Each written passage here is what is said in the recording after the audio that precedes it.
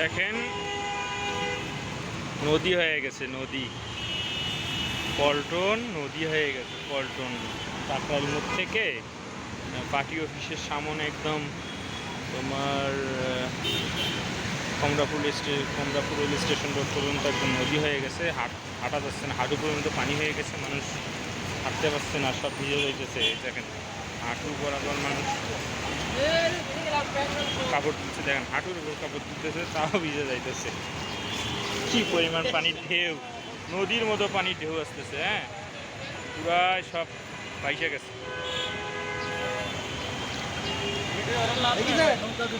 হ্যাঁ, নৌকা চলতে হবে, রাইট ভাই, নৌকা ছাড়া কোনো অপশন নাই তো। আল্লাহ রে, কি অবস্থা দেখেন।